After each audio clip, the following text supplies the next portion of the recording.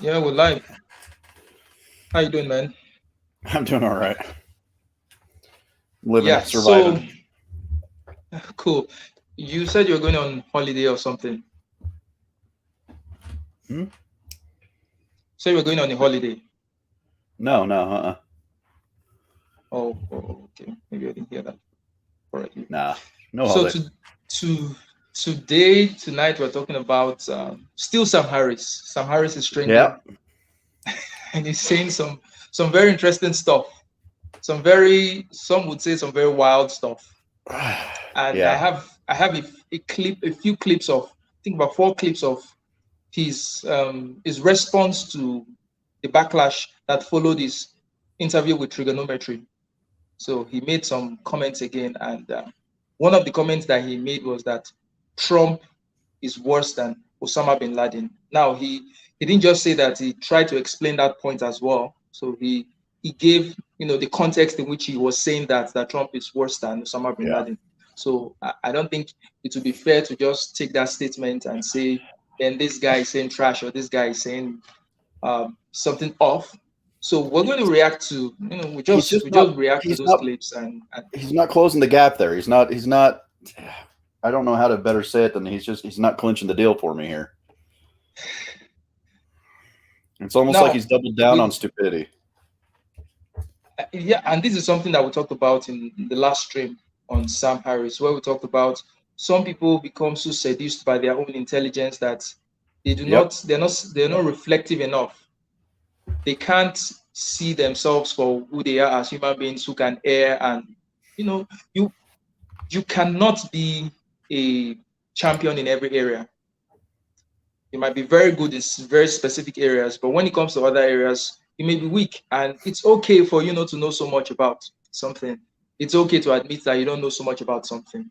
But to Right. claim to be a master of everything, and it's a problem that you find with intellectuals. And this guy, Thomas Yeah. Sowell, in his book Intellectuals, and there's one name of that book, Intellectuals and Society, he made a statement regarding how public intellectuals, how they fall into this trap of thinking that because they are good in one areas, or because they are good in one area, they think they have the right or the knowledge to comment in almost every other thing. Yeah, you see that a lot nowadays. Like, they every academic thinks that they're a polymath, and they're not. And I'm guilty of that too, just because I read on a really broad range of topics, so I can pretty much hang with the conversation on almost just a bunch of different topics. But um, and I don't consider myself an academic or a member of the intelligentsia by any stretch of the imagination. But I think what you're seeing with Sam, which is really unfortunate, but he does like the I haven't followed him for a long time, but the more I'm looking at some of his older work, now that I've been reading a lot more since I read him, I'm starting to see some issues with his reasoning and with some of his positions that he holds are uh to be charitable, they're problematic. Um and I watched a video between him and Charles Murray where they were discussing race and IQ, and I'm listening to Sam and them, Sam talk, and I'm just like, man, Sam, you don't know what you're talking about. You know what I mean? And it's I don't know. It's so what my point was, excuse me, is that when you're an academic and you're smart, and especially if you're into philosophy like Sam is. I mean, philosophy. The purpose of philosophy is to investigate our lives, right? It's to investigate how we make decisions in our lives, how we value certain things, how we can make better decisions, right? So, philosophy can broadly be applied to a lot of areas of life. But the problem is like when you get down into the nuts and bolts of something, you start to lose resolution, right? You don't have the necessary equipment to look at things in high resolution. And so what Sam is exploring is this what Peter Boghossian in his book called the illusion of explanatory depth, right? Sam thinks he knows more about what he's talking about than what he actually does. But he's so contaminated by his own, I guess you would say, his own hubris, that he lacks the ability to understand and comprehend that he's out of his depth, yeah, or that he's making a mistake. Like he's always been one that's been really difficult to hear him admit that he's wrong. Like it's just not in his vocabulary, it seems like. Yeah, and he might not want to do that because he may feel that in this current culture of, political correctness, saying you're wrong is almost admitting that you're woke, because that's what the woke people do when they've made certain egregious statements that are times worse than what Sam is saying, and then they come out and say, "Oh, I'm very sorry. I've learned. This has been a teaching experience for me. This has been a learning moment for me," and they give all those, false, phony apologies that don't mean anything. So Sam might be looking at that and saying, "I don't want to put myself in that position to have to do Right. that to make myself look woke." But that's me just thinking it could very well be something else. It could very well that he's convinced that he's right and he's not wrong, and there's nothing to apologize. I don't think there's even anything to apologize for. I don't think he's done anything that he needs to apologize for. I think that his reasoning is faulty, and he's allowed to be faulty in his reasoning, but it should be much more reflective. And you can walk back your argument and say, okay, maybe I wasn't on my A game here. Understand? Right. So now the point you made It's a about brand of arrogance. It's the brand of arrogance that yeah, bothers me. yeah, yeah. Now the point you made about you commenting on other issues as well that you're not an expert on is fine, because you're not claiming to be the expert. You're having conversations. You're just Right. exchanging. You're having a dialogue with other people, and they push back. You push back. You're not claiming to be an authority in any of these, and like Sam is supposedly claiming, he's supposed to be an Right. authority on certain things in terms of logic, facts, morality, and all that. But he's just jumbling everything up. But before we go straight to Sam, there are two other things that I wanted us to talk about very briefly. Yeah. The first was the tweet that you showed me on Twitter about Nigeria banning British models, British and foreign models. So I just wanted to clarify that, because a lot of the time misconceptions go out and people don't really get the full story. And this can happen anywhere in the world. It can happen in America, it can happen in Nigeria.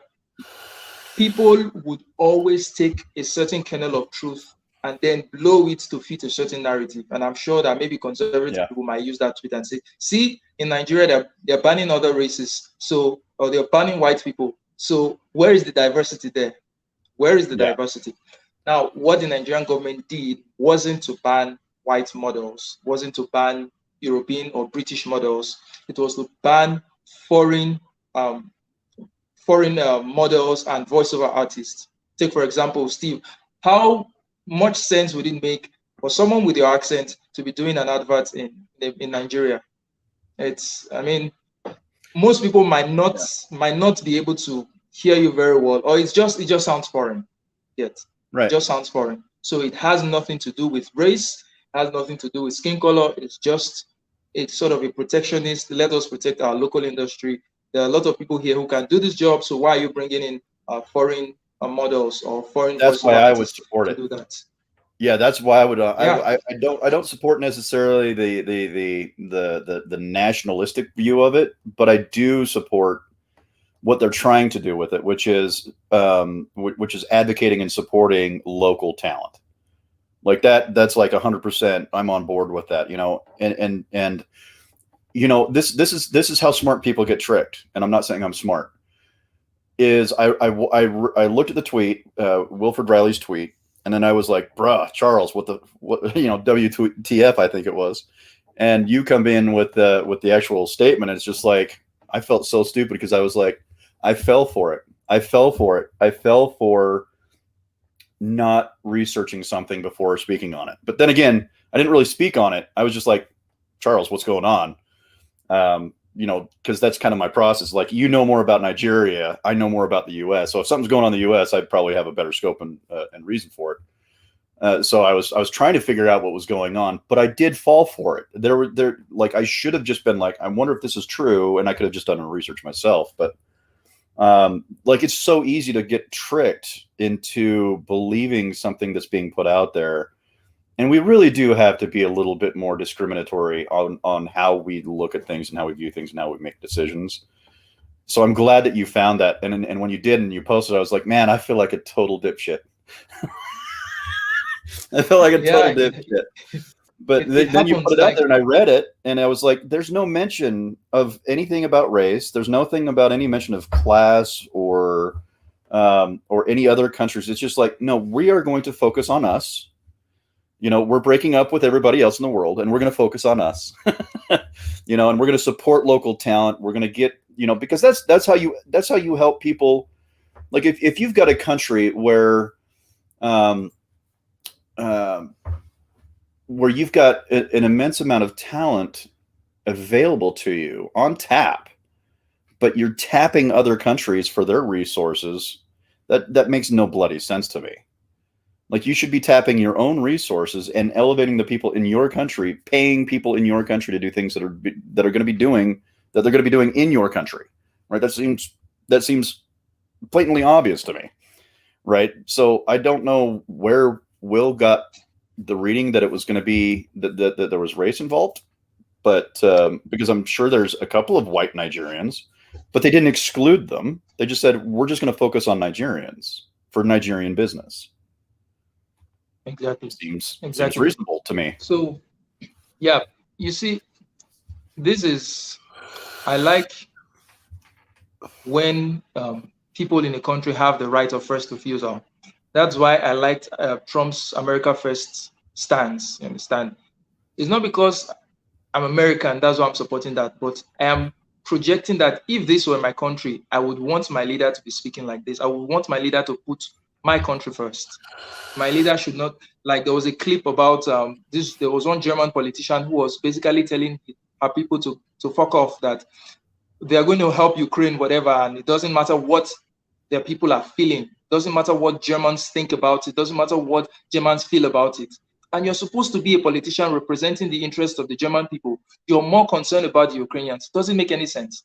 So in that sense, I want my politician to be focused first and foremost on Nigeria, on Nigerians. Then if there's excess, then you can look outside and focus on other people. But it doesn't make any sense to me. So I think what they were trying to do is focus on local talents.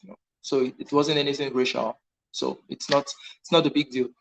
So oh, Steve, you're muted. You're muted, Steve. There we go. All right, I'm back. So let me play devil's advocate for a second. Do you think, and how would it occur that this could backfire on Nigeria's policy on that? So what I mean by that is are there ways that perhaps the local talent isn't the best for the job? No. The local talent is adequate for the job. It's very good for the job. It's just this exotic, you're trying to look exotic. Some of these companies are trying to look exotic. It's just like when in America, you're looking at black and brown people, you're trying to push them as the face of something to make you look diverse, to make you look exotic. There is this, there's a word I'm trying to find that's not coming to me. So it's simply that. It's more like a class thing. Oh, we can hire foreign models. We can have someone with this British accent, with this American accent. So that's what it is for. It's not because those talents are doing anything any better than the local talents we have in Nigeria. Do you think it could lead to kind of a attitude of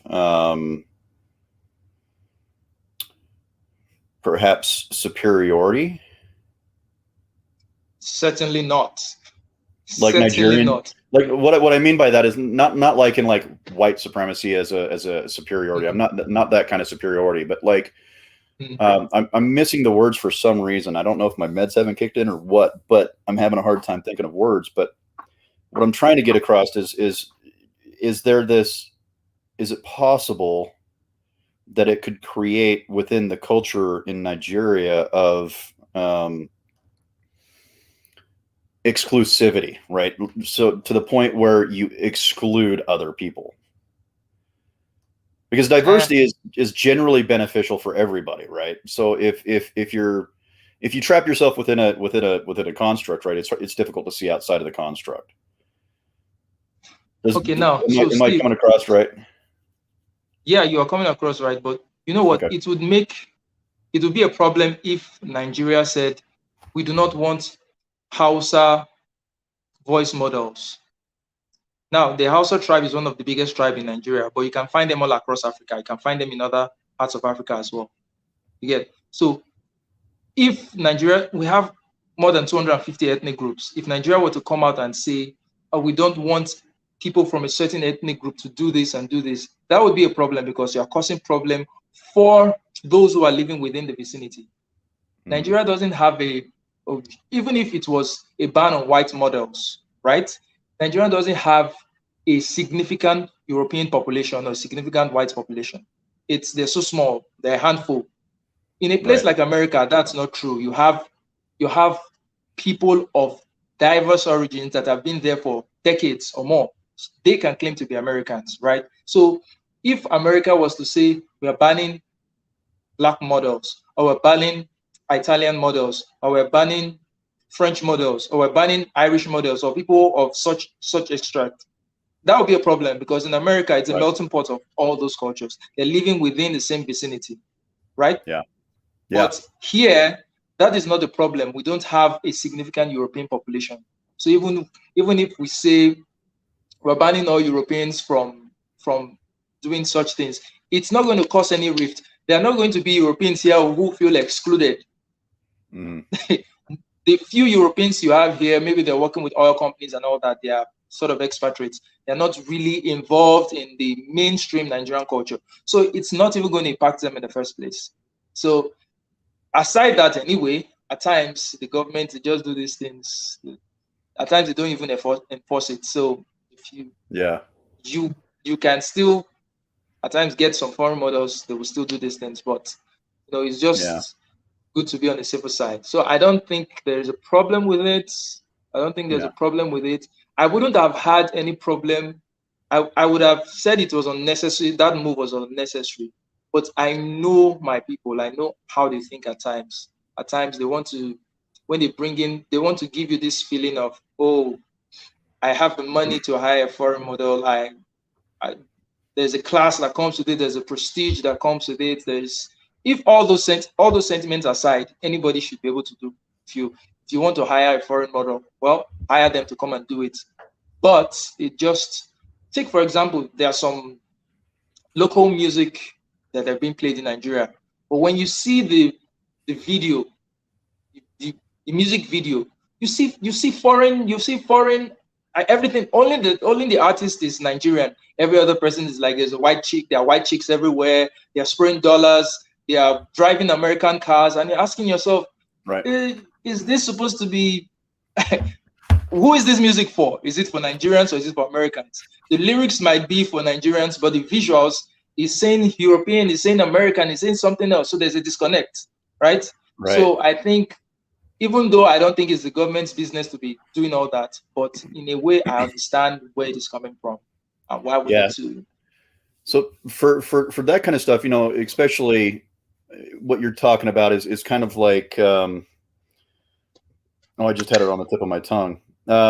It's kind of like a cultural colonialism. You know what I mean? Where you start bringing in outside kind of cultures to try and influence the culture within the country, trying to Exactly. change that. Exactly. So in that sense, I can understand even approaching it from that position because, I think in the 21st century, colonialism should be dead really for the most part. This should not be a topic of conversation really. And going back to your comment about Trump, and again, I despise Trump in almost every single way, but much like Sam, I can agree with some of his policies. One of those policies was the America First kind of aspect where, and we saw this during the pandemic, like it was a serious issue where people were not getting their medications because 90%, I think it was 90% of our medications and our medicines are made in China. Like, that's a serious problem when you think about how many people are on life-saving medications that none of them are made here, but yet we hold the patents in this country for them. That is incredibly dangerous on so many levels. So personally, I think we should start bringing some of those businesses back, and some of those manufacturing processes, and bringing them back here. The reason why they're there is because it's cheaper to make the product, but they're still charging us $400 or $500 for a pill. So this is not my area of expertise, so I'm not sure of all the ins and outs of the process. But there's got to be a better way than subletting a large portion of the health of your population to another country. Like, that just seems ridiculous to me. So in that aspect, I'm perfectly fine with that. I'm a little bit critical of the immigrant situation here in the U.S. Like, I think we have more than the capability to process immigrants coming in from Central America and Mexico, to be able to get them filed into the United States quicker than we're doing. Like, there's no reason why there should be 300,000 people, or however many people there are at the border. I think it's like 300,000 is probably way off. It's probably more like 10,000 or something like that. But there's no reason why we can't send the appropriate people down there and do the appropriate background checks incredibly quickly to be able to get these people in, so that they're not just sitting at the border. So there's always solutions to these problems, but yet you never hear anybody talking about them. But I believe, in responsible immigration. I mean, like I said, half of my family is first, second, and third generation Mexican American. So immigration is a big touchy spot for me because I love my family. You know what I mean? So there is some argument, and I have to give Trump the credit where the credit is deserved, where we do need to start looking towards America for more American independence, especially on foreign oil. The U.S. is like the second largest producer of oil in the world. Yet we're so reliant upon a war in a country that we're not even related to, jacking up our prices by 200%. Like that's ridiculous. That, according to economics, our price should be going down, because that means our value went up. It's like, I don't understand economics sometimes. But yeah, I mean, I agree with Nigeria's position on this, where you should have the right of refusal, the first right of refusal. Absolutely. I fully believe in that. Fully believe in that. So I support that. I just had to play devil's advocate for a minute. Yeah, that's good. That's what we're here for. So the other thing I wanted us to talk about before we dive right into the topic was this Joe Biden's speech. It's causing a lot of controversy too. You must have seen clips of the speech, or you've seen the whole conversation. You have, right? I did. You watched everything. Okay. I watched parts of it. It was speech? difficult for me to watch, so I didn't. What was that speech about? What was that speech about? I don't even know, man. Was it the State of the Union? Was it a campaign speech? Was it?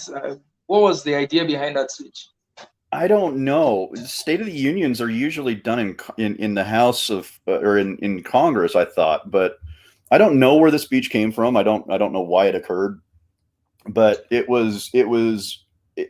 reeked of just creepy vibes, dude. Just creepy ass vibes.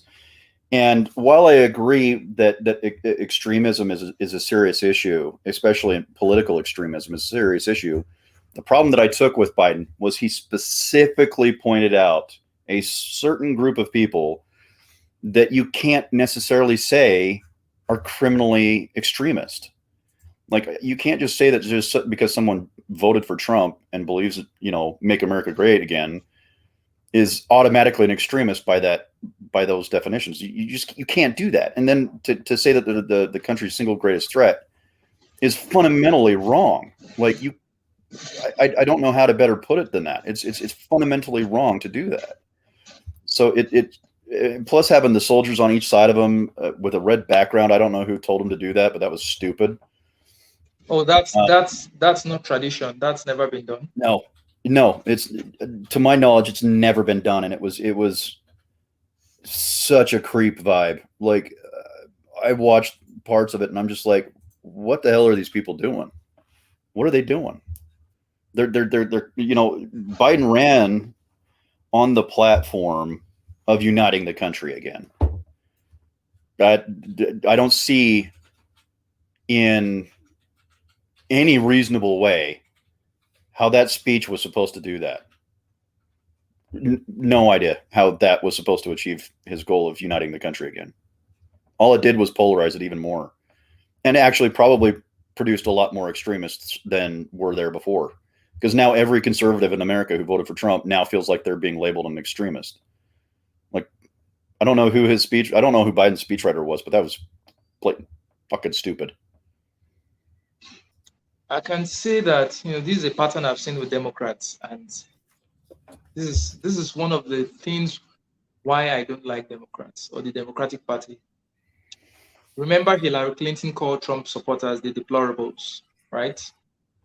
Now Biden is referring to them as terrorists or what have you. It doesn't make any sense. It doesn't. Now I would try to be charitable to him as well and say the things I feel that people are misquoting him or people are being unnecessarily angered over. I'll try and say those things. But in a general sense, in a whole, I don't see how this is any different from what they were accusing Trump of. That Trump is a divisive president. That speech was very, very divisive. That speech did not do anything to bring people together, people who were aggrieved. It did not do anything to reach out to people who were aggrieved. There are some people that had genuine concerns about the election. I mean, even myself, I had genuine concerns about the election. In 2016, the election result was known by the next day. So why the hell did it take so long for the winner to be declared? What was happening? Anybody's radar will be up. And if you're supporting the person that lost the election, you have a right to question that what really happened. So does that make you an extremist? I don't think it makes you an extremist. So in that sense, Biden was off. Now, to be charitable to him, he was very clear. He made the distinction that there are MAGA Republicans and there are other Republicans. And he said that the other Republicans vastly outnumber the MAGA Republicans. So even though in his general sense he was speaking as if MAGA and Republicans are the same thing, given his age and him being Biden, you can understand that gap. But he made that distinction. He didn't say all Republicans are extremists. He didn't say all Republicans are. But Fox News and the other people are making it seem as if Biden said all Republicans are terrorists, all Republicans wanted to overturn the election. But that wasn't what he was saying. This is exactly what happened with Trump when he said there were good people on both sides. And then he went to say, I'm not talking about the white supremacists. He denounced them in that speech. Yeah. But up till today, there are people who are still going to tell you that Trump was hailing white supremacists, that he was in support of, that he called white supremacists very fine people. So this is the kind of dirty politics I don't like. So you have to be charitable to people, even though you don't like the man. It doesn't mean you have to take his words out of context. He very clearly, I watched the speech, he very clearly said that he wasn't talking about all Republicans. He was talking specifically of the MAGA Republicans. But when you say MAGA Republicans, that's very amorphous. Who do you classify as a MAGA Republican? I mean, almost every Republican who voted for Trump liked that slogan, "Make America Great Again," right? So who exactly are you talking to? So he just tied himself into this. It was a useless distinction. Like the distinction that he made very useless was an empty distinction because he didn't actually distinguish either one of those two things. It's like, okay, well, exactly what makes a regular conservative? Like, what are the qualities of a regular conservative? And what are the qualities of a MAGA conservative? Like, what's the difference here? And he didn't make that distinction. What he's trying to do is alter cast, which is a form of manipulation. It doesn't necessarily need to be negative. You can alter cast against someone to make them a better person, or you can alter cast to make them a worse person. Basically what that means, alter casting, the process of alter casting, is to say, well, Charles, you seem like a reasonably intelligent person who can make good decisions for yourself and for your family. That's alter casting. So now you have a deep, innate, even subconscious sense to be that thing that I just called you, right? So you're going to go forward in this conversation being more reasonable, being more thoughtful, and being more logical. Versus if I was to say, Charles, you are an ignorant moron who can't make good decisions, right? You're going to progress through this whole conversation behaving that way, right? So alter casting is the way that we can put onto people our expectations of how we want to have a conversation. And that's what he was kind of doing, was he was kind of alter casting what he wanted to see in the general populace. He's like, I'm calling on all Republicans to be more common sense, more commonsensical, or that's not even the right words. Why can I not talk today? He wants them to represent more common sense and to move further away from Trump.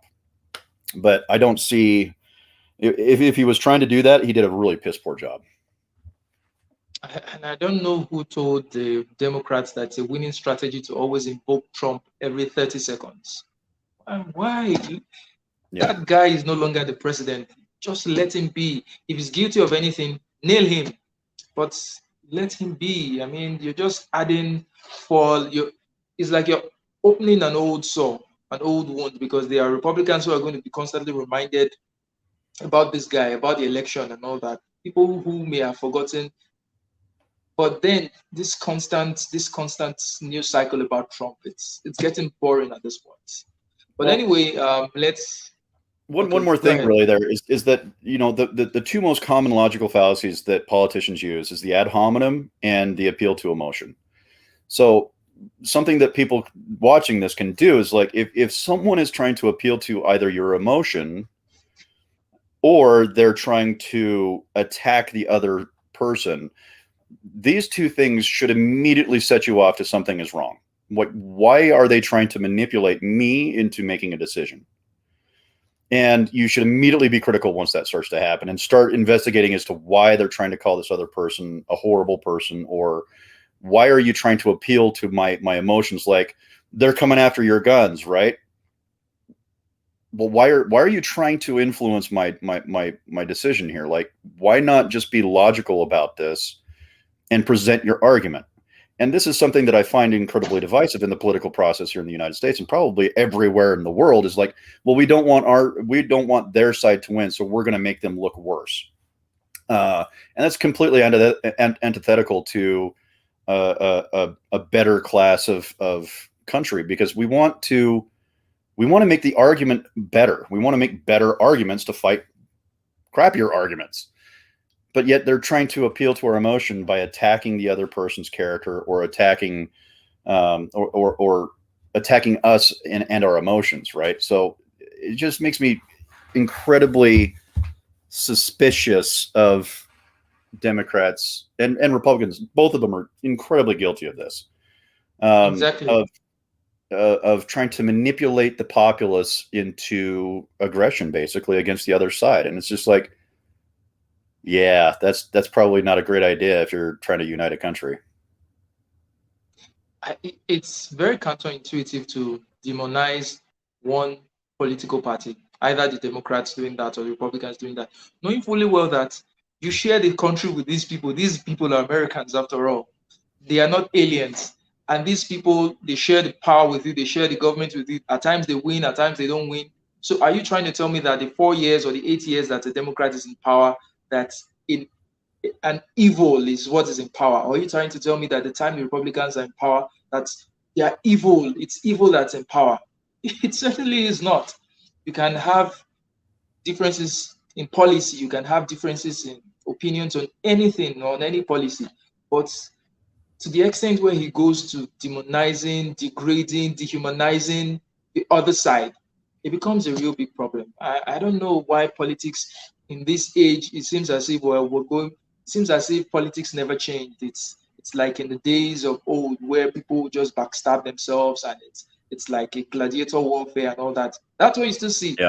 Only now people wear suits and they look more civilized, but they're not civilized at all. There's a perfect example of this, if I'm correct, if my memory is correct. So Dick Cheney has two daughters. One of them is gay and one of them is not. And Liz Cheney is the conservative heterosexual daughter, and she's consistently voted against her sister's rights as a lesbian. Like, that's what's happening, is when we contaminate ourselves to this idea that, the other side does not deserve something, or that we get stuck behind the ideological motivations of our own political party. what we do is we tend to excuse or make excuses for our decisions that end up hurting other people that we're sharing our society with. Now, you know Cosmic Skeptic, and he actually had a really great argument that homosexuality is not a moral. It's not a moral question. Like, it's not even in the moral sphere of conversation. It's amoral, right? And this is kind of how I'm thinking about. I'm starting to change my ideas a little bit. But if you're to look at, I'm just going to be rambling. So let's just move on. Sorry. All right, so let's get to the Sam Harris clips. And, yeah, let's do that. Them one after the other, and then we'll react to it. So this is the first clip. Welcome to the Making Sense podcast. This is Sam Harris. Okay, well, I seem to have caught a case of Twitter cancer last week, and it was probably Facebook and Instagram cancer too, but I don't look at those platforms. Anyway, I was on someone else's podcast and said some things about Trump and Biden, and those statements produced a fair amount of outrage in a very large group of people. So I think there are a few points I should clarify. There's nothing of real substance to walk back, but the truth is I wasn't speaking very clearly or systematically on that podcast. And in one place I actually misspoke. And as a result, there seem to be a few significant misunderstandings that have gotten amplified. I tried to clarify a few of these points on Twitter, knowing that I would be doing little more than spit in the wind. But I still think it was probably good to attempt this, and to do it quickly, because several of the articles that got written about the episode noticed those tweets, and so they didn't spread precisely those same misunderstandings. Of course, some people noticed my effort to clarify things and rejected it. At moments like this, I'm always reminded of Nietzsche's aphorism, that when you force people to change their mind about you, they hold the effort you cost them very much against you. This really does seem to be true, and it's pretty maladaptive. We tend to want to hold people to the worst possible interpretation of what they said, even when it's belied by other things they said in context and continue to say. This happens on both the right and the left, politically. And this is the problem with taking clips of audio or video out of context. Of course, any clip is, by definition, out of context. That's what a clip is.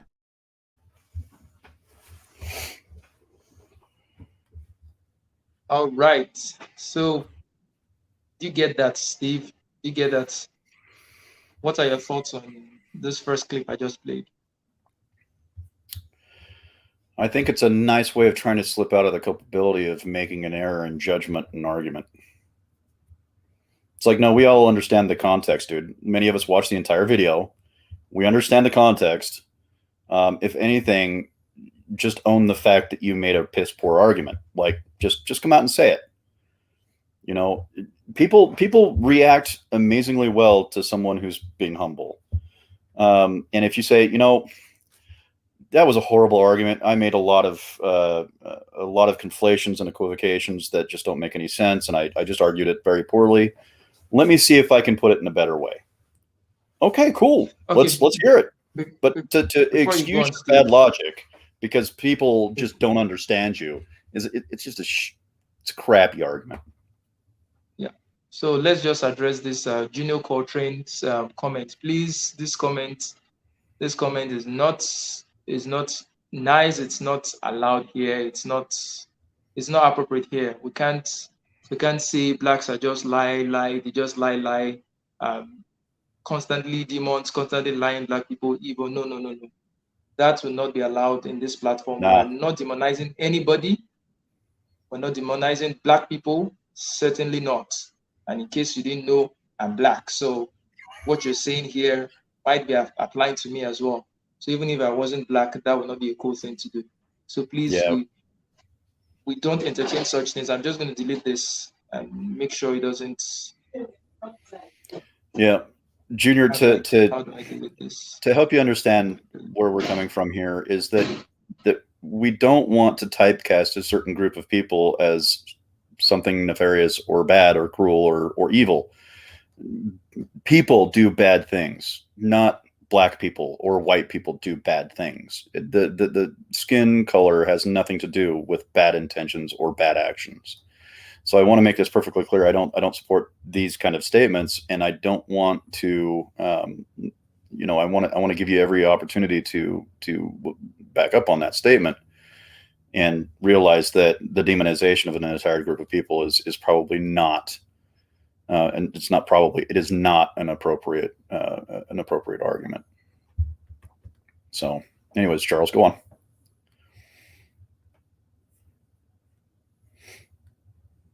Yes, Steve. Just go ahead. Just give me like 2 minutes. I want to do something real quick. I'll be back shortly. Yeah. Okay. Okay. So something along, with Sam here that he's trying to explain seems specious, and I have a difficult time trusting Sam when he makes a really bad statement and people are criticizing his statement. They're not criticizing him, they're criticizing his logic, right? But yet he can't take a criticism very well at all. Like he never really does.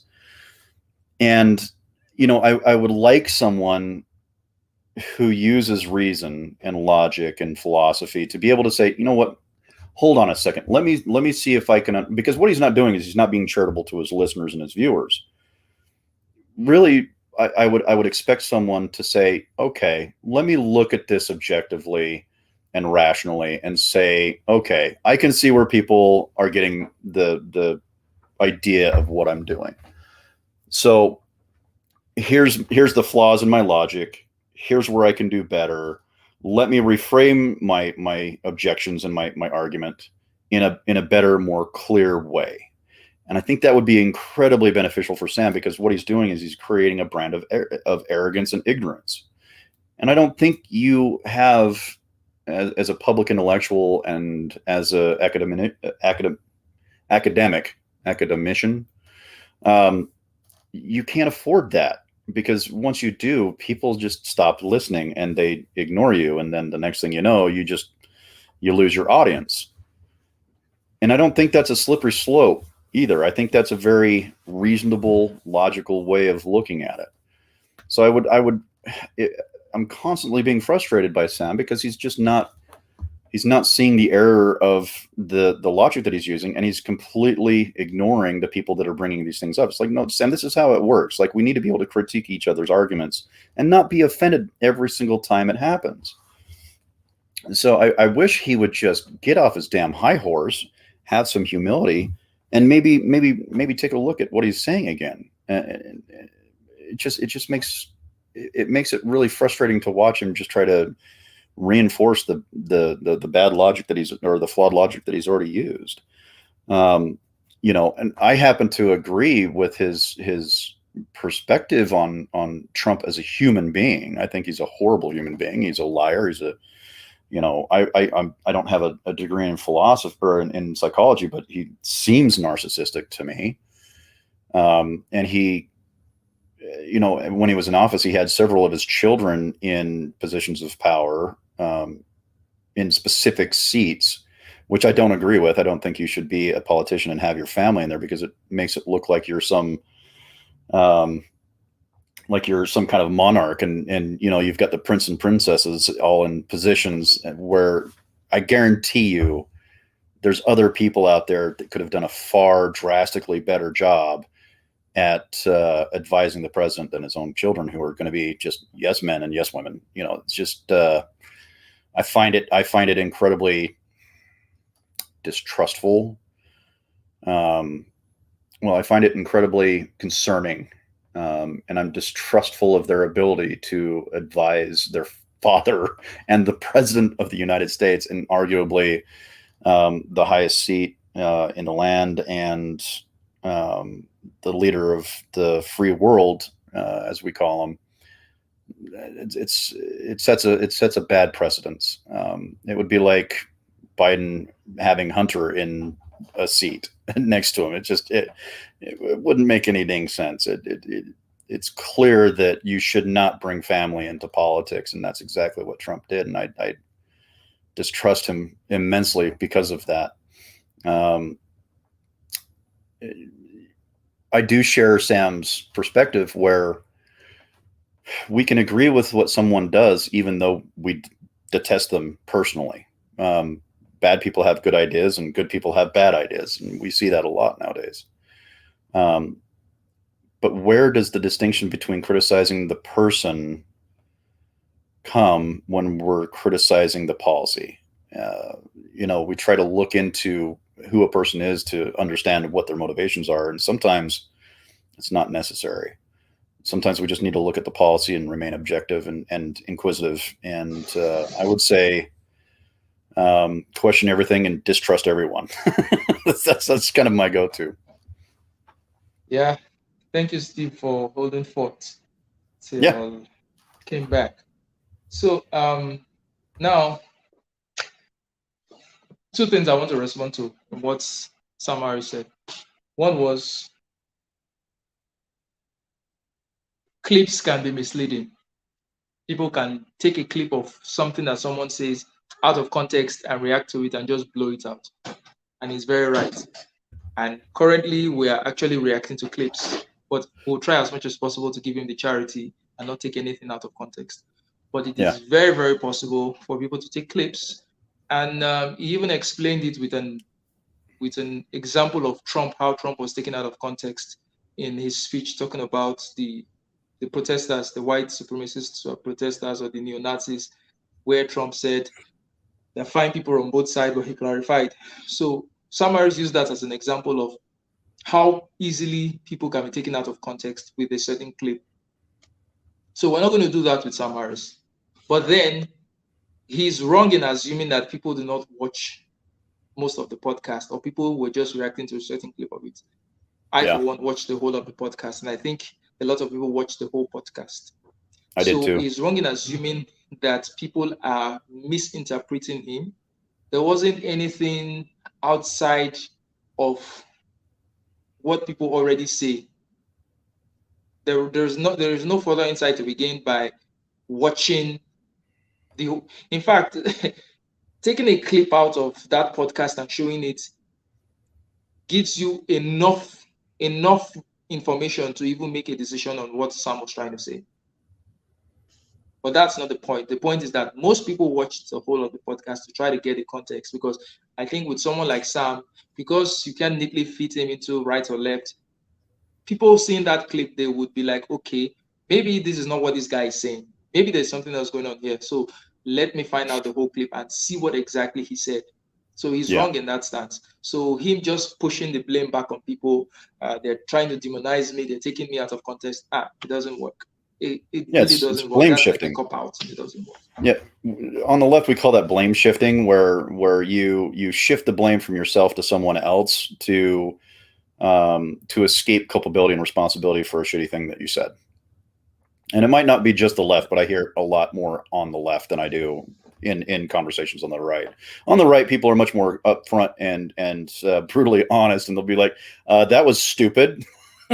Where on the left we have a tendency to try and explain ourselves a little bit more broadly, and it's kind of like redirecting the conversation away from yourself onto the audience and saying it's your fault that you took this out of context. I was right and you were wrong. And it's just like, Sam, come on, just doubling down on the insanity, man. Yeah, and the juicy stuff is still yet to come.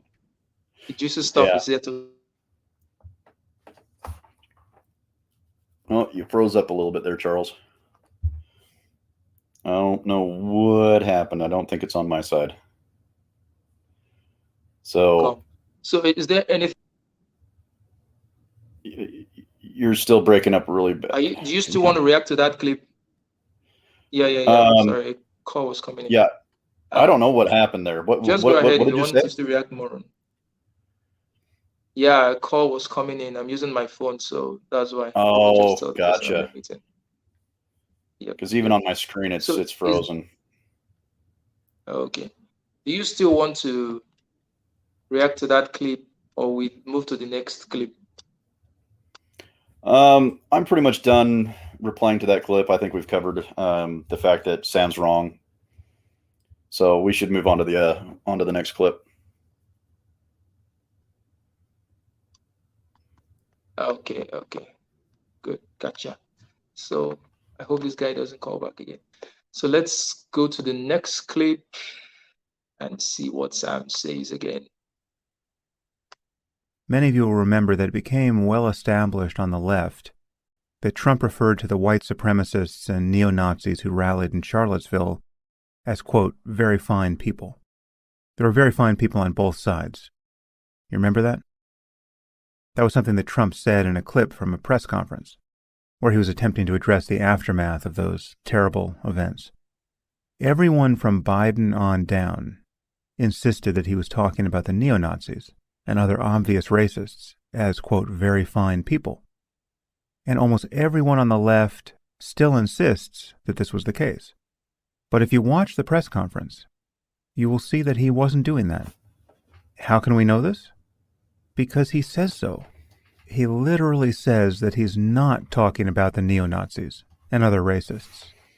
However, in my experience, if you tell people who want to think the worst of Trump about how misleading the clips from that press conference were, they are highly disinclined to believe you.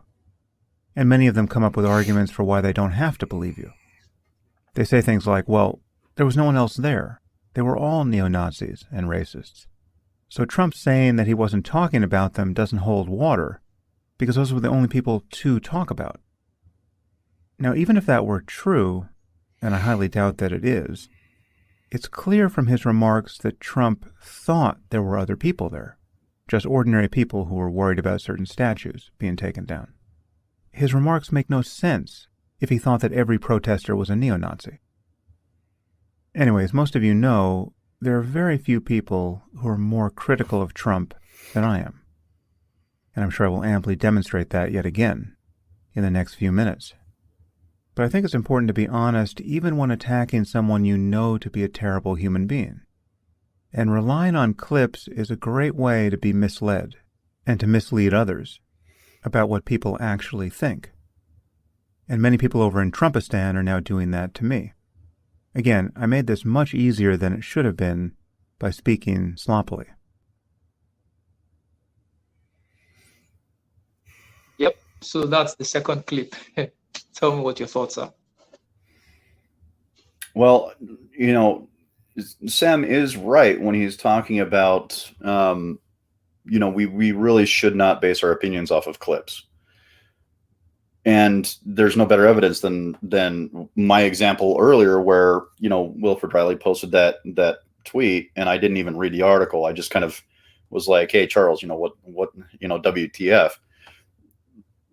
It's because I got trapped into that same problem that Sam's explaining here, is that we have a tendency to just gloss over things instead of actually investigating them appropriately. And that's where my critical mistake was. But I can admit it. You know what I mean? Sam is not, I think Sam is bringing a great point to this. However, you could watch a clip of his conversation and you could watch the whole thing and your opinion would not change. So I think there's that valuable distinction that he's not making there. It's like if we were to watch the whole thing, somehow we would magically understand his argument. No, dude, like, I don't think so. I think we would still come to the same conclusion, rather, whether we watched the whole thing or we just watched a clip, we would still come to the same conclusion. So, you see, Sam is a smart guy, but he's not as smart as he thinks he is. He uses very obvious things that are true, and then it juxtaposes them with the real message that he wants to pass across. The message that he wanted to pass across is that he's being treated unfairly, right? And that people are taking him out of context. So he uses this very perfect and fine example of people taking Trump out of context to do what? To illustrate that point, that people who did not give Trump charity was because they were convinced in their hearts about Trump. They were trying to demonize him. So people who are not giving him charity, they are convinced in their hearts about Sam Harris. They are trying to demonize him. So it doesn't matter what happens. they're going to find a problem Yeah. with that clip. They're going to find a problem with what he's saying. But that's not the point. Yes, the example, the analogy he gave is correct, but what he's trying to use it to portray is not correct. It's not because people suddenly hate Sam Harris. That's why they just ganged up against him and tried to take him out of context. Yeah, he's flawed in applying it. He's flawed in applying the logic of it. Yeah. I went to the comments of this video itself, and you could see that even his followers, they were just like, Sam, no, you messed up.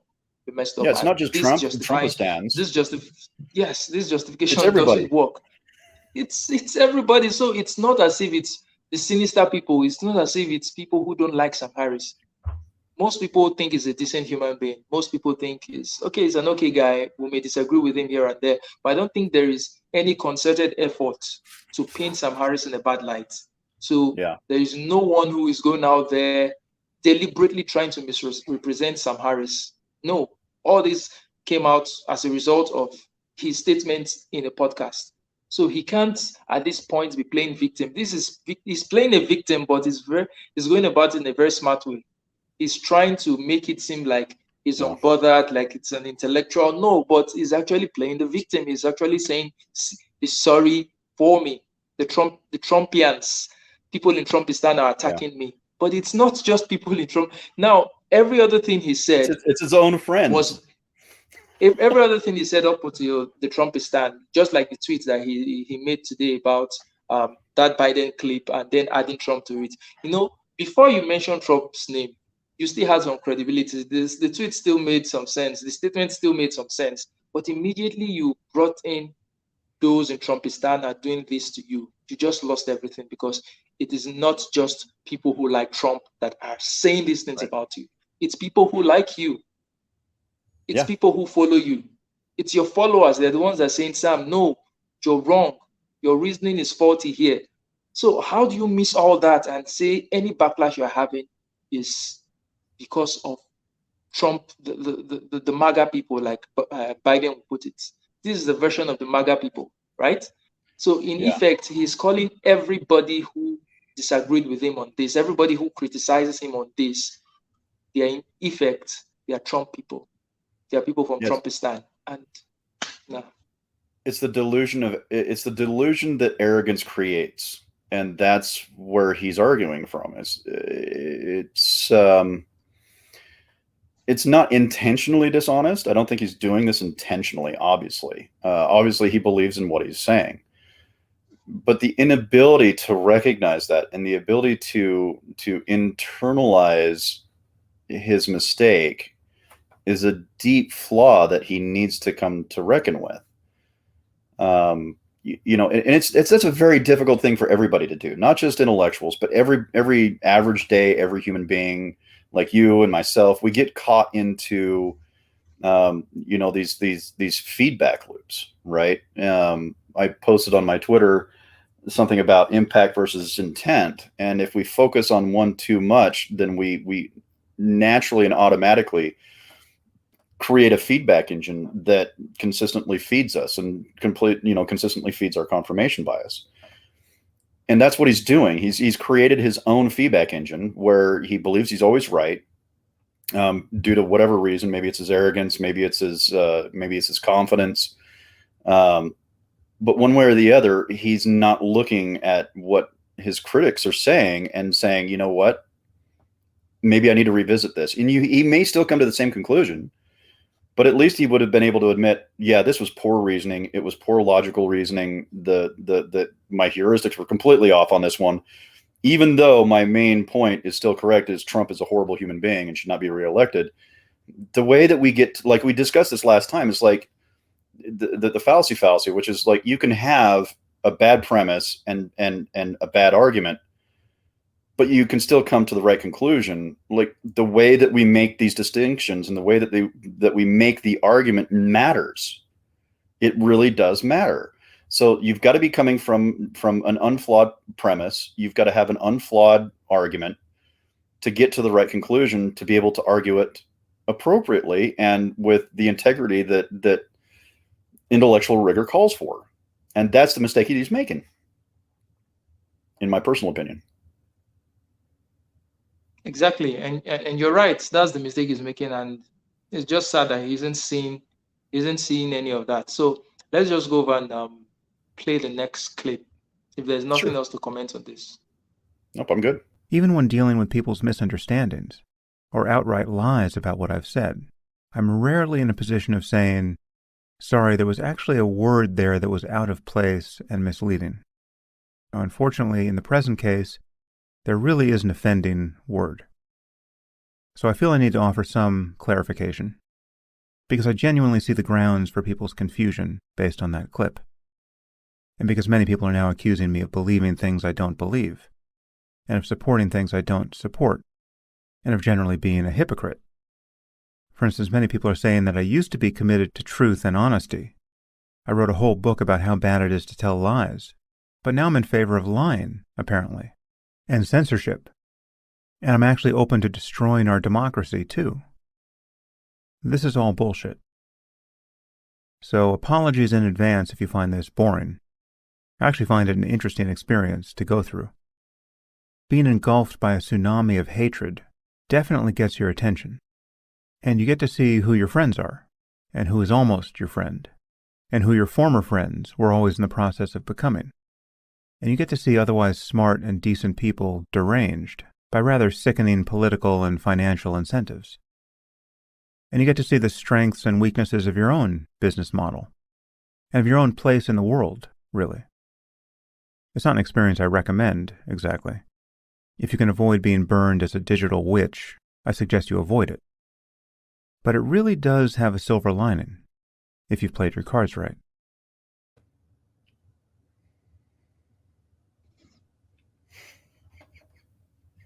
Even when dealing with people's misunderstandings or outright lies about what I've said, I'm rarely in a position of saying, sorry, there was actually a word there that was out of place and misleading.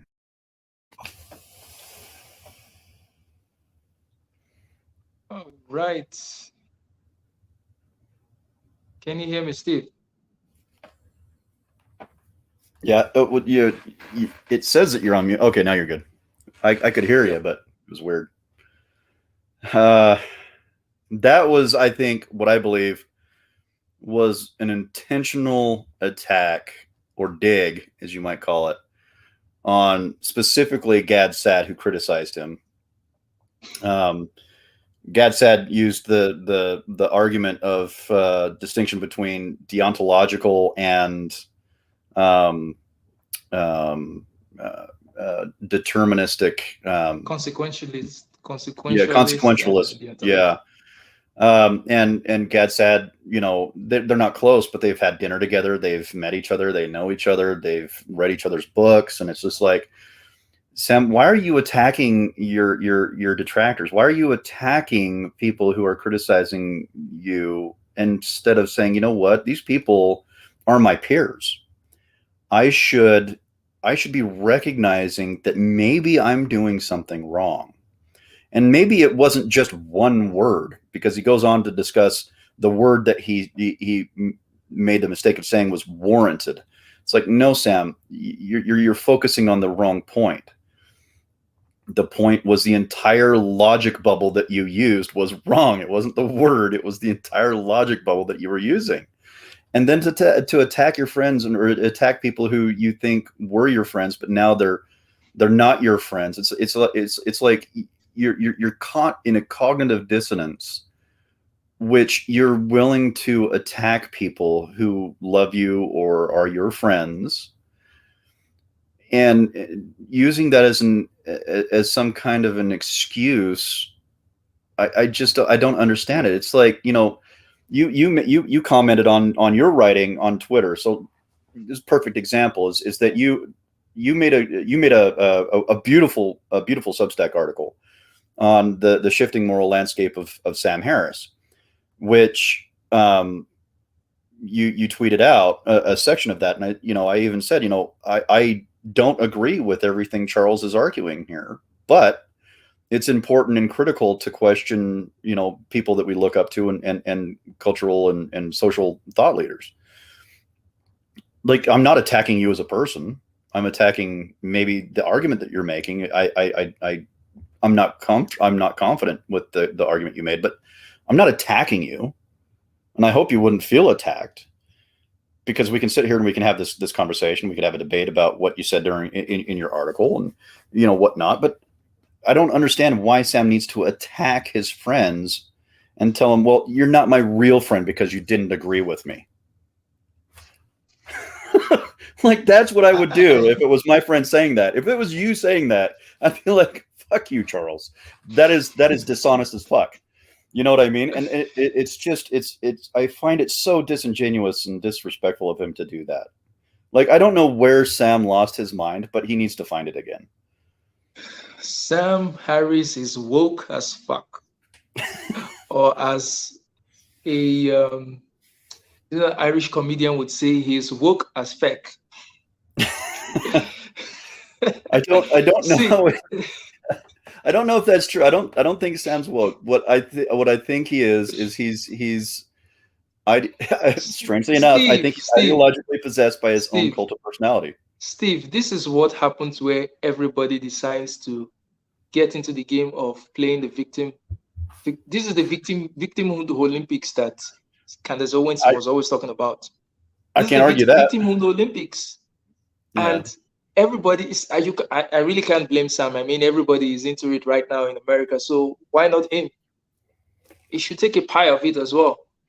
If everybody is getting away with it, if everybody is screaming, oh, you hate me, that's why you're saying this. He could play that game too. So it's an open field, anybody can. So this is Sam he keeps moaning about how people are victimizing him. Why the hell do you think people would want to victimize you, Sam? I mean, what exactly? You've said things about Islam in the past and people did not victimize you this much. And now you think that your comment about Trump is worse than what you've said about Islam. I don't think his comments about Trump are worse than what he said about Islam. I mean, there was a time during the war in Iraq and all that, when the administration was saying we're fighting, this is a war against terrorists. They said, no, this is a war against Islam. That this is not a war against terrorists, that Islam is the motherlode of bad ideas. You did not get people did not come after you this way. It's because somehow maybe some people can't even understand what you're trying to say, that, okay, Islamic ideology is at the root of the terrorism and all that. People can want to make that argument for you. But in this instance, you're saying something that is objectively, factually wrong. And when you get criticized for it, everybody, once you're in the public space, you're open to criticism. So why is he taking this as a personal attack? Why does he think he deserves to be personally attacked? What makes him so special that makes him think that he's such a threat that people want to attack him personally? So in this clip that we've seen so far, Sam hasn't addressed anything. He's just moaning. He's just moaning that he's being victimized. So Sam might actually win the victim. He might actually win the victim. Woe is me. Woe is me. He might win the victimhood Olympics, and we'll call Candace Owens to give him the crown and knight him on that. I mean, it's just sad and pathetic, man. Let's no, it really is. I mean, I'm laughing because it's true, and it's frustrating from my perspective, because it's like, this guy was one of the instrumental people in my life that helped me come to a better understanding of logic and reason, and helped me in my transition to atheism. And it's like, I respect the guy, but I don't need to. That's why I recommended that we talk about this. Like, you remember, I sent you that clip I sent you that link to the full article. I says, we really need to talk about this because this is important. And the reason why is because even when we love someone or we respect them immensely and they were instrumental to our growth as human beings, we can't allow that to stop us from criticizing bad ideas. We just cannot allow bad ideas to go on, even though we have a tight connection with the person saying them. And this is the thing that I think Sam is not understanding. It's like, Sam, We love you, but you're being a fucking idiot. Take the criticism, take the hit, be humble, and try to at least be critical of your own ideas and your own arguments. Because that's what you're asking Christians to do, but you refuse to do it yourself. You bloody hypocrite. It's the best way I could put it. You're on mute. You're on mute, Charles.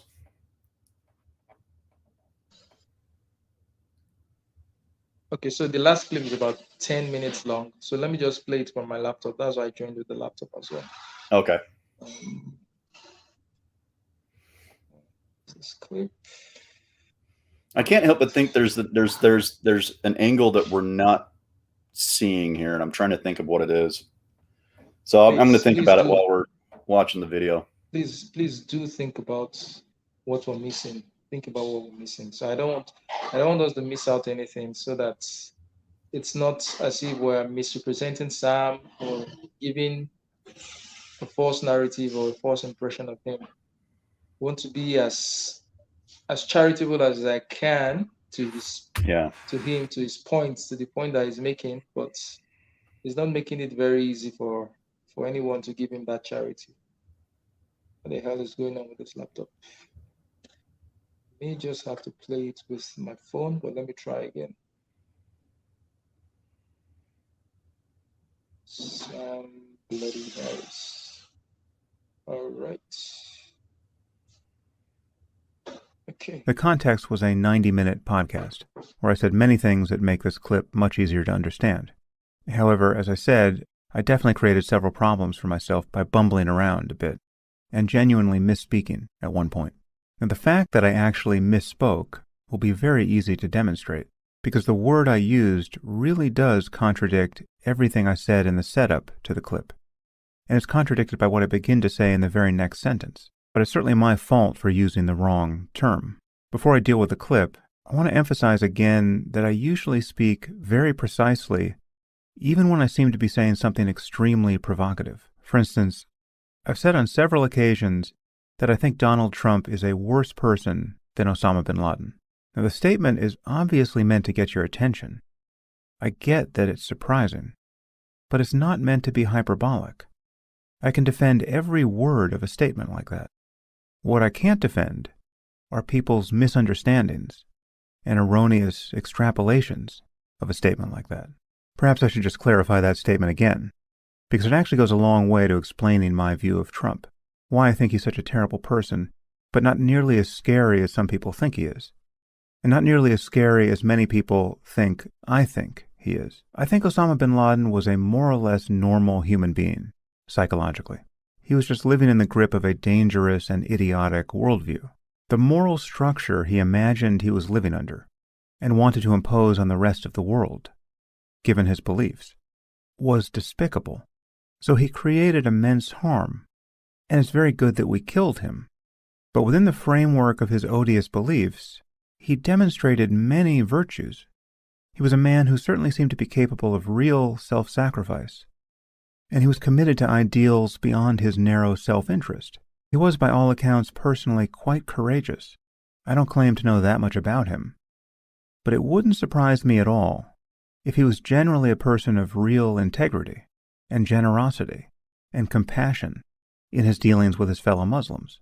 None of these things can be said about Donald Trump. Trump is, without question, one of the least honest and most malignantly selfish human beings I have ever come across. And the paradox here, it's not really a paradox, but it's what makes the point I'm making confusing to many people. The seeming paradox is that if Trump were a better person, he would be worse in many ways. If he were brave and self-sacrificing and idealistic, if he were capable of being strongly committed to something beyond his narrow self-interest, he would be capable of creating much greater harm in the world. But he's not. He is a child in a man's body. He lies as freely as he breathes, and just as compulsively. He can't even put the interests of his children above his own, much less commit himself to any ideal that requires real self-sacrifice. Unlike bin Laden, it is patently obvious that Trump isn't psychologically normal. He really is missing something that almost every other person on Earth has. He is an absolute black hole of self-regard. When I say that wherever you are on Earth, you could probably walk 1,000 miles in any direction and not meet a less admirable human being than Trump, I mean it in the terms I just described. The man is almost completely lacking in personal virtue. If he weren't funny, and I admit he can be funny, he might actually be the least admirable person on Earth. Now, some of this is just my opinion, of course, but much of it isn't. Okay, to say that Trump lies incessantly, and with a velocity almost never encountered anywhere else in human life, is a fact. It is demonstrable. It is nearly self-evident, and has been for decades. It is as true and uncontroversial as saying that he's around 6 feet 2 inches tall. I realize that when I say this sort of thing, it sounds like an expression of personal hatred and of my own political partisanship. But it is neither of those things. I don't hate Trump. I hate the fact of him. I hate the space he occupies in our world. I hate what he has done to our politics. Yes, I know his ascendance politically is a symptom of many underlying problems, but he has also exacerbated those problems massively. Trump isn't the answer to wokeness and leftist hysteria, because he has done more than anyone to produce that hysteria. If you want to see how crazy the left can get, just elect Trump for a second term in 2024. We have a real problem of populist irrationality and misinformation and tribal lunacy on both the left and the right. Trump has made that problem astronomically worse on both the left and the right. It's not about hating the man. I hate the phenomenon. I didn't hate Trump when he was just a charlatan on The Apprentice. I ignored him. And my criticism of Trump isn't remotely partisan. It isn't even political, because what I have to say about Trump, I wouldn't say about any other Republican. And many Republicans with whom I disagree about politics share my view of him. I probably agree with most of Trump's politics, in fact. Do I think we should have a secure border? Absolutely. Do I think we should be harder on China? Yes. Do I think that much of the left is in the grip of an insane moral panic? I do. Do I think the phrase defund the police is one of the stupidest ever uttered? Of course. Do I recognize that globalization has produced many casualties in our society? Yes. Am I in favor of onshoring much of our supply chain and energy infrastructure? Yes, I am. Am I appropriately humbled by our misadventures in Afghanistan and Iraq, and now skeptical of our ability to do anything like nation building? Absolutely. All of this significantly overlaps with Trump's policies and with the political concerns of his supporters. I may be an elitist, globalist, Jew asshole, as many of Trump's supporters now allege, but not only don't I denigrate many of their political concerns, I share them. My real opposition to Trump, beyond all the flaws of his character, which again I consider to be so far beyond the norm that I just cannot believe we even have to think about this man. But the thing that makes him truly irredeemable, and should have made him politically radioactive for Republicans for the rest of his life, is that as a sitting president of the United States, he would not commit to a peaceful transfer of power. He declined to do this repeatedly, many months in advance of the election. I believe this is the most shocking thing to have happened politically in my lifetime. And of course, Trump's lack of commitment to the most basic principle of our democracy laid the groundwork for his big lie about having really won the 2020 election, and for the violence on January 6th. This single fact, among the thousands of other facts that should have disqualified Trump for the presidency, this fact alone should make Trump impossible to defend, much less support, at this point. And the fact that the Republican Party has found a way to ignore this truth, as though it were some tiny detail, is proof that it has become a cult of personality. This is the real Trump derangement syndrome, to be defending the indefensible, What we are witnessing now among Republicans is not normal politics. So when I describe Trump as an existential threat to our democracy, I'm thinking about things like the willingness to abide by the results of an election and the peaceful transfer of power, the very norms that safeguard our democracy. One thing that Trump taught us is that we rely on norms in so many ways, and in some ways even more than laws. It's quite possible that all of what Trump did to corrupt and destabilize our institutions was legal. It remains to be seen whether he's committed any crimes at all. It's legal to just ask the Russians on television to hack the emails of your political opponent, and there's no price to pay when they actually do that very thing. It's apparently legal to campaign on the promise that you'll lock up your political opponent when you win. And it seems legal to openly lie about having won an election that you actually lost, and to encourage a mob to gather in Washington to, quote, stop the steal. And when they begin storming the Capitol and calling for the murder of your vice president in order to stop the steal, it may be legal to just sit on your hands when you're the only person on earth who can do anything to stop the violence, just to see if things somehow play out in your favor. There don't appear to be laws to defend our democracy against this sort of thing. It's just that we've tended to expect that our politicians won't behave in these ways. And normal politicians, or even just decent human beings, won't. For better or worse, the integrity of our democracy depends on hundreds of norms like these not being violated on a daily basis.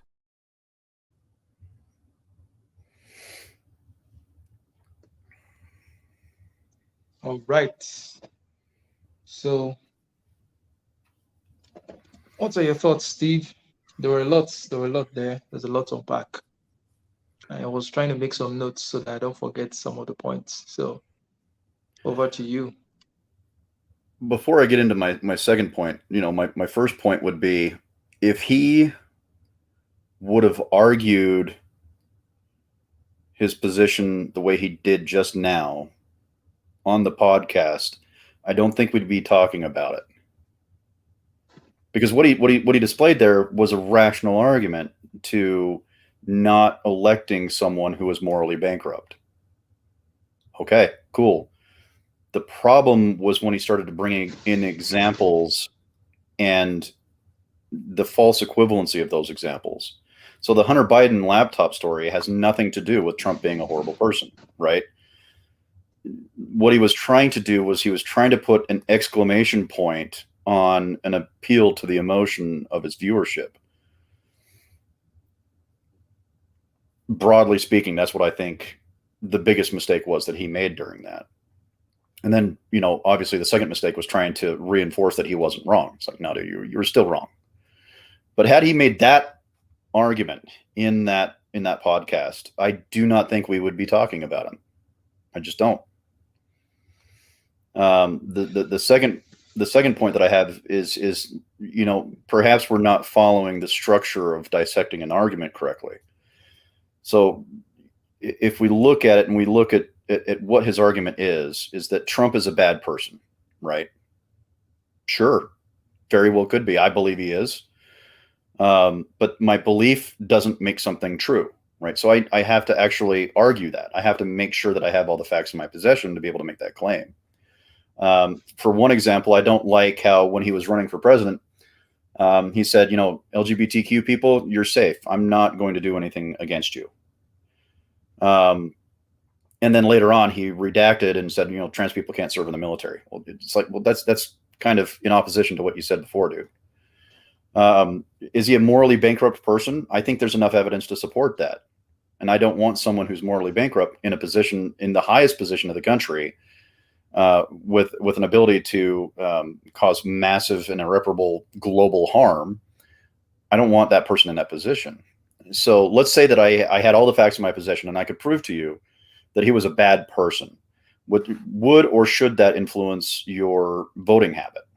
I think it should. I honestly, I think we should have someone in there that is not morally bankrupt. I think he should have some moral grounds that would make me want to vote for him as a good person.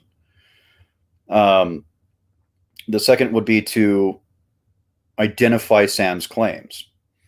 Well, that's the problem that we've discussed in the first video, is he didn't really identify any claim, right? He just made examples of what a bad person is like. And we know from Aristotle, and I believe it was, oh, good grief, I can't remember his name now. He was having an argument with someone, and oh, I can't remember it now. Damn it. You know, people do not desire that which is bad. Like, most people desire what is good. And I think Sam missed the opportunity to make that distinction. And that's, I think, one of the biggest reasons why he didn't pull the trigger on the connection between Trump is bad and Trump should not be elected. He just made a bunch of examples. Oh, it was Aristotle's discussion on what is, oh man, I am just blanking out today. I'm sorry, Charles. Man,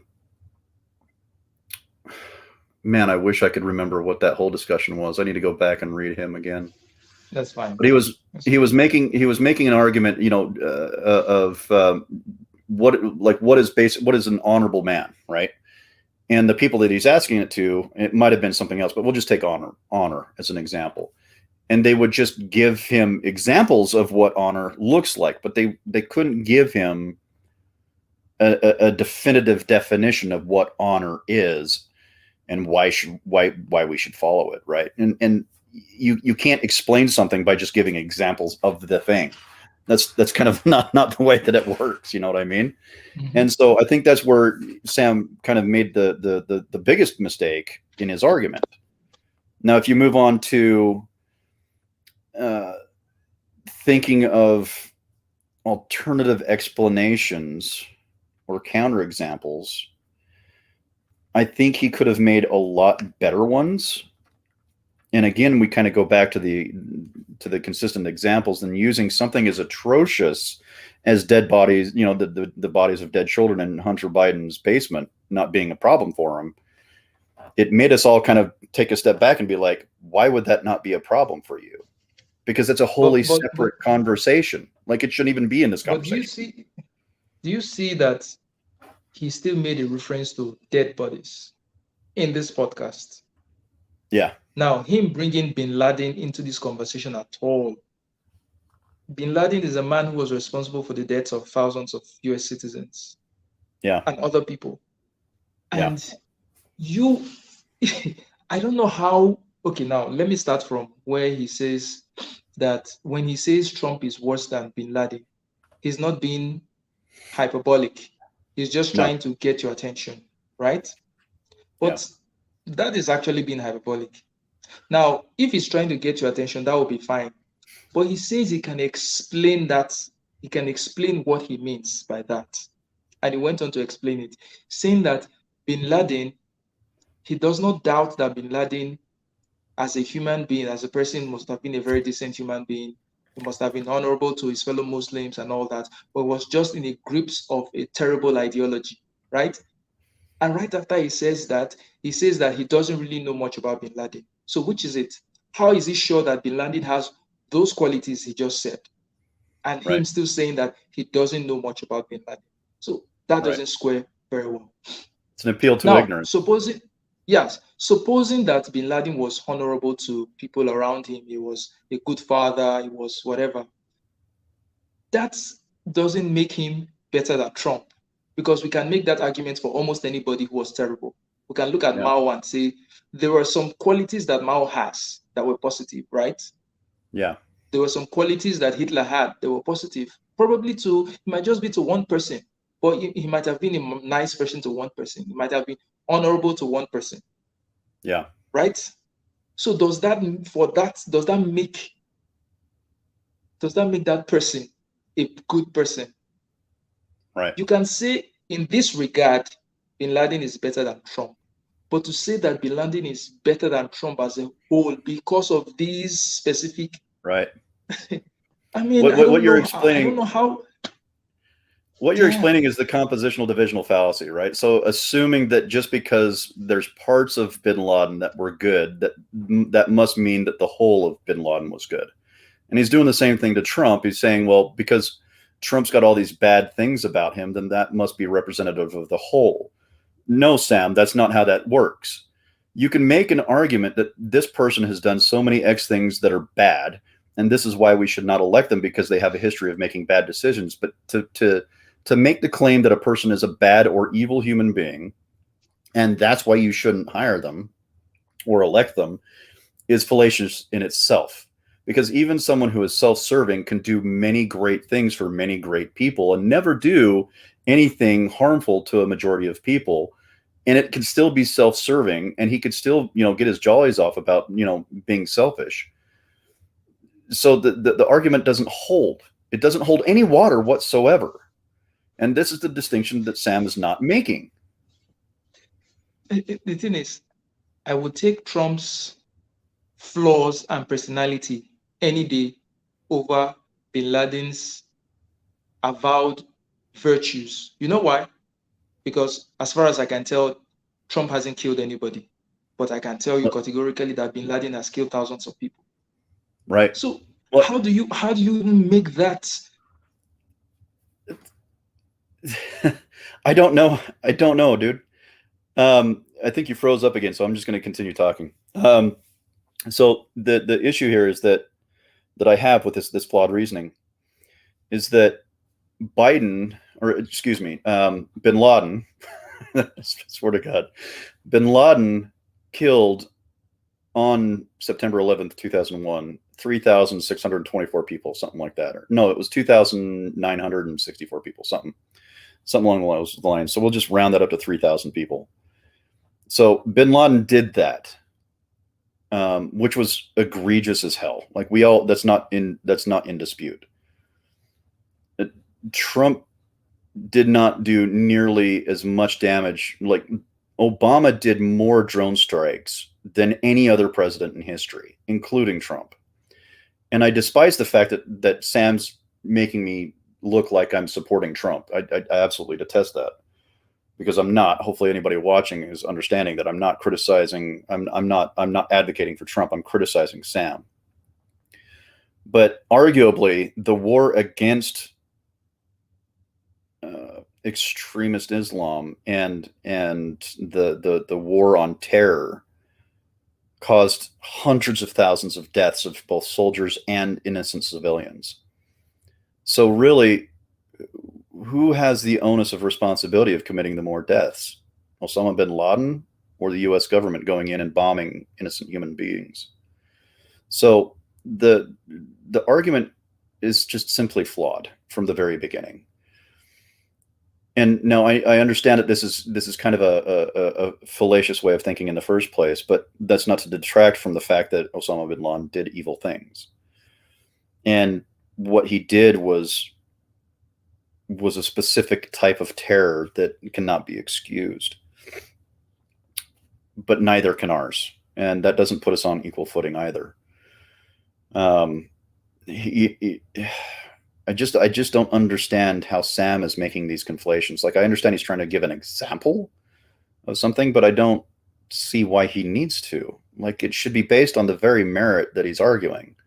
So if I was to say that, if I was to argue that Trump should not be elected, I would focus on Trump's history. I would focus on Trump's political history and his actions, and would say these are the reasons why he should not be elected for president.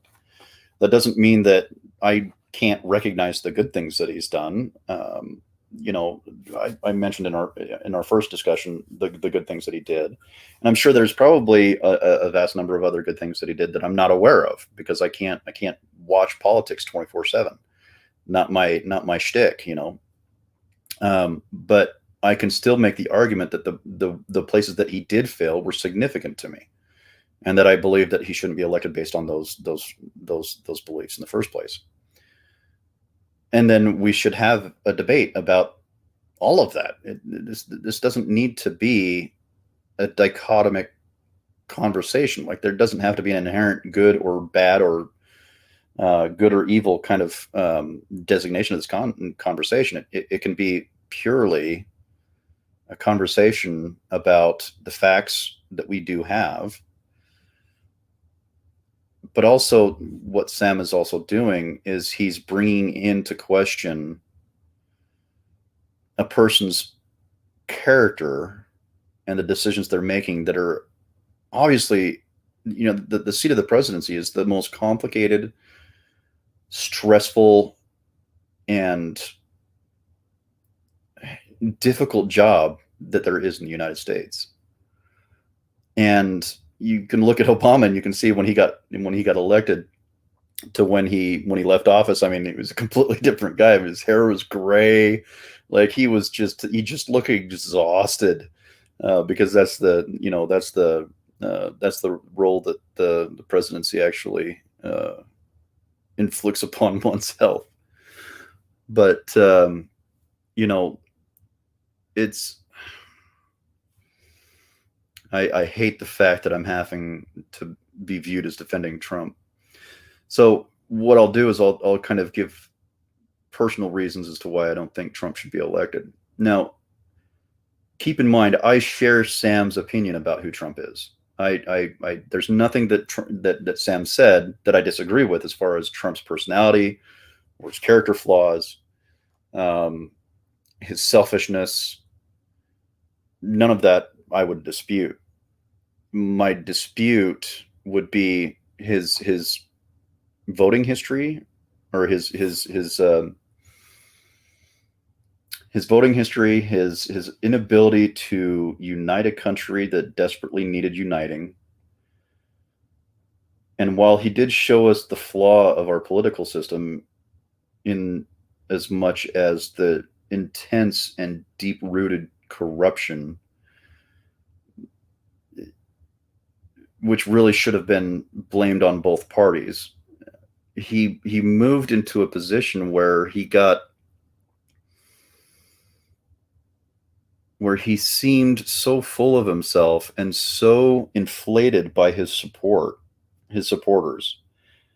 that he made spurious claims, ridiculous claims, used divisive language, that led to the January 6th invasion of the Capitol building.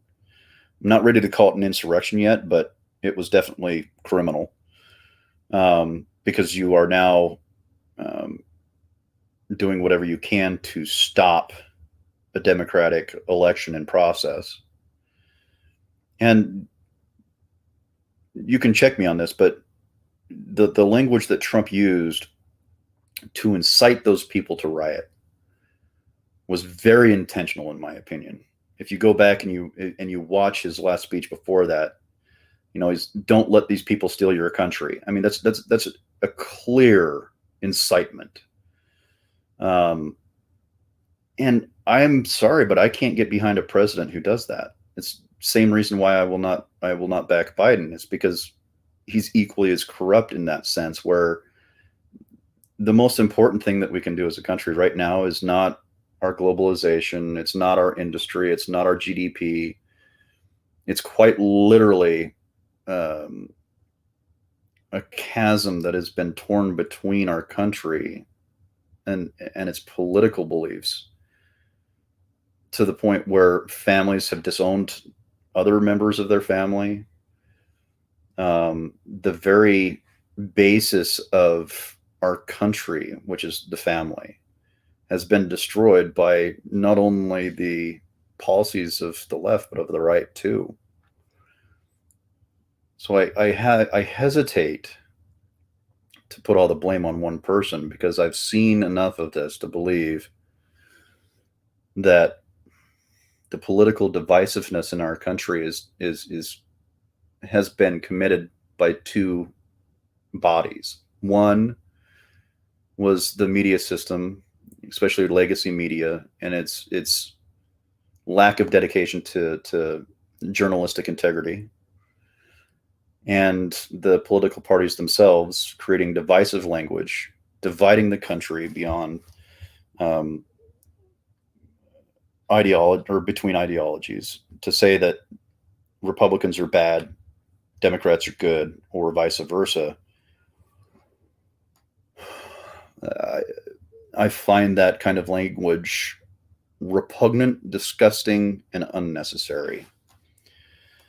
So I have little faith in our two-party system, which is why I generally vote libertarian.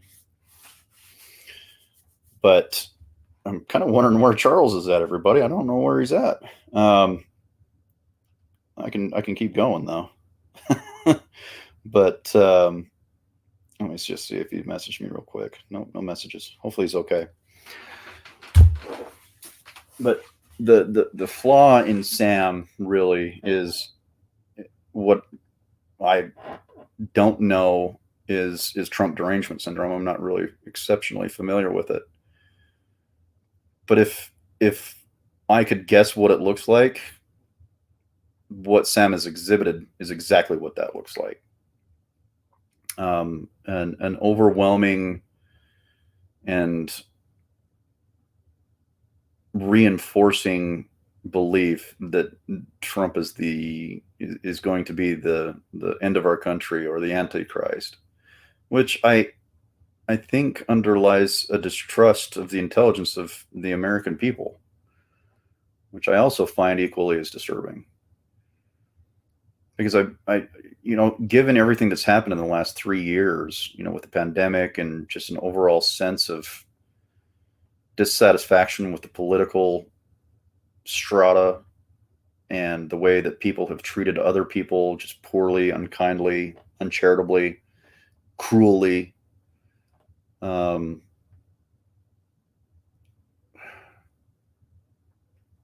is I think all this lays squarely at the feet of those two bodies. The media and social media, I think, should be included in that, and our two-party political system. And I kind of lost track of where I was going with that, but let's see if we can give Sam some charity here. What he's doing is I'm going to have a hard time doing this because I've been so focused on not giving him charity that, I should be questioning my own motivations at this point. To give Sam charity, I think what he's trying to do is he's trying to instill a seriousness about the conversation surrounding Trump's inability to run our country. And to do that, he needed to explain how he did that, and he didn't. He just made examples of what a bad person would be like, but gave no indication of why or how that translates over into the political spectrum. And I wish he would have made a better argument, because I'm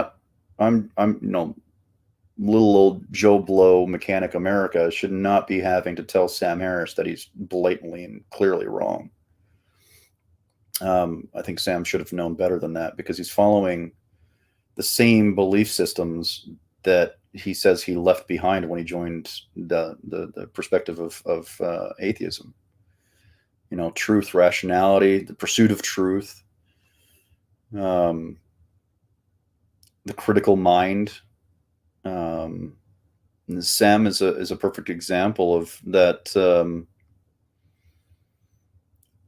That kind of what I believe it was Gad Saad. Or no, it might have been Elon Musk. Anyways, he's a victim of the woke mind virus, as it's defined, because he's so ideologically attached to this perspective that he's incapable of seeing anything else other than that. For me, it just comes down to a simple perspective, and I think if you're watching, what was your name? I apologize. Templar Royston.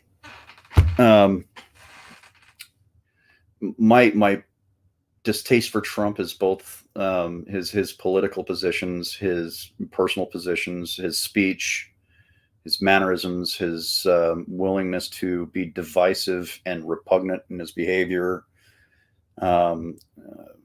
He's just not presidential material. I mean, the president is supposed to be, what I believe, is the image of the gentleman politician, someone who is calm, not divisive, wise, critical, has an investigative mind to get to the bottom of things, to get to the truth of things. His job is to run the country, not to run one political party. And I think that's one of the most critical mistakes that we've made, is transitioning from that responsibility to electing someone based off of celebrityism. The presidency of the United States should not be a popularity contest. It should be about the facts, about their voting history, about their ability to lead the country. Which is a mystery, is how Biden never got elected. I always disagreed with the vote blue no matter who perspective, and I mentioned that in Charles and I's first discussion. I think it's a horrible idea. Horrible idea. It's how you get some of the worst tyrants that the world has ever seen. But yeah.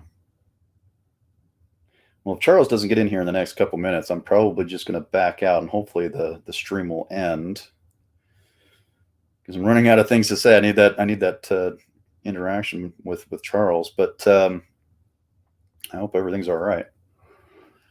But I wish there were some comments that I could stack off of here, and I'm gonna go to YouTube and see if I can see if there's anything on YouTube that I'm missing here.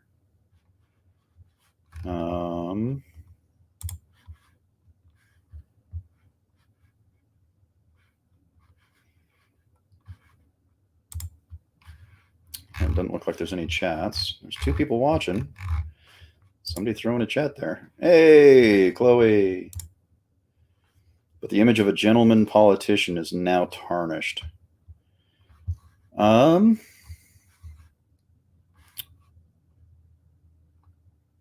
Yeah, I would say so. I think that's a good criticism.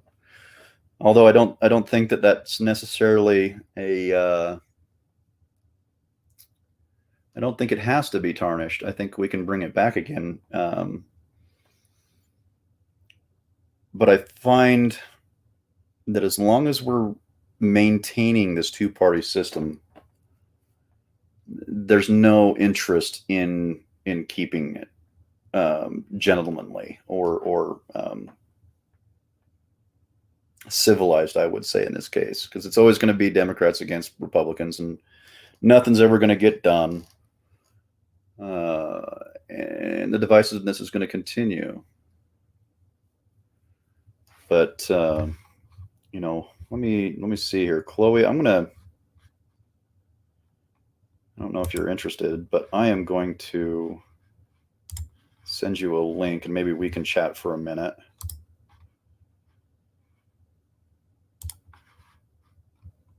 As a matter of fact, let's do this. I'm going to put a link in the chat.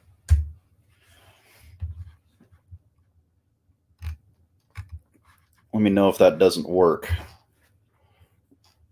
and see if you can join in on that, Chloe. And then maybe we can have a discussion about that until Charles gets back. But yeah, we'll see. She'll move to another machine. Good enough. I feel bad that Charles isn't in here. I hope everything's all right. I have no idea how the stream ends. I don't know if I leave and the stream ends or what. Never done this before. Never had this problem. I'm actually going to text Charles real quick. See if he's all right.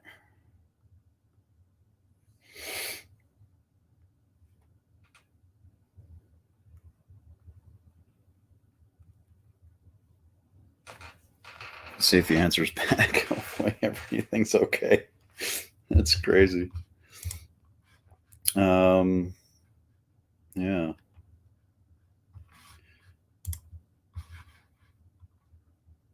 I don't know if this is going to work or not. Chloe, if it doesn't work, let me know. I think give you a couple minutes to get in here.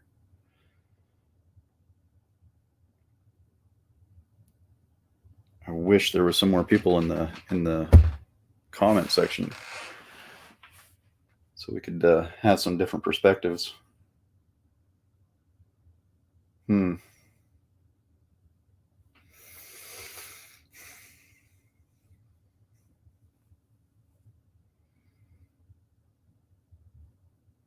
I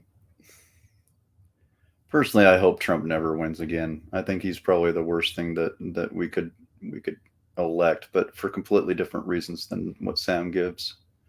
I think we'll continue the political division of our country if he's reelected, and I think there's no lack of evidence of that suggesting it.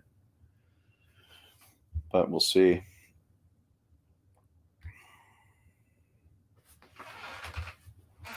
Let's see if I got an answer back from Charles.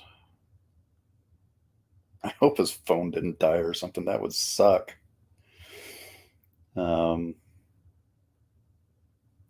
Yeah, that would suck so bad.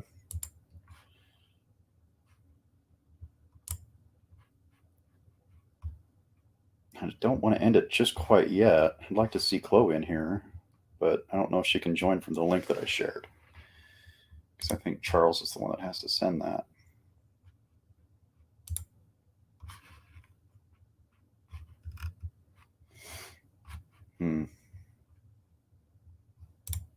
Oh, I can't even put her in the room. Chloe, don't even worry about it, because I wouldn't even be able to get you into the lobby. Because I think he has it set up so that he has to actually physically add you to the stream. But yeah, I wish there were some more comments, but unfortunately, yeah. Sorry, Chloe.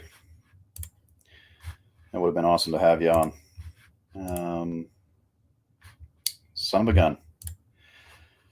Well, Charles, I think I'm going to drop out because unfortunately I can't do anything else.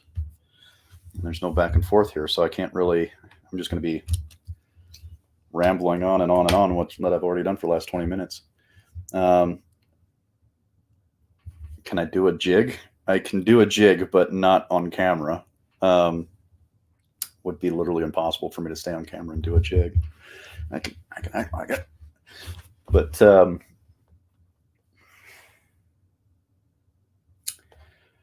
yeah, I'm drawing a blank here. I wasn't expecting to have to lead the discussion, so I was not prepared. I'm just trying to think of anything that we didn't cover that maybe I can speak on for a minute, but I think we've pretty much covered everything about it that we needed to discuss. So hopefully everything's okay with Charles. Hopefully everything's all right with him, and hopefully these technical difficulties are going to be resolved in the future. I think we should be. You see, I'm not even getting an answer from him, so I'm assuming that something happened to his internet and it went completely down or something. So everybody, thank you for coming, and thank you for participating. Especially Chloe. Chloe, I wish we could have had you on here and had a bit of a discussion with you too, especially since Charles dropped out. But I think since Charles likes to get our final thoughts, I'll give my final thought.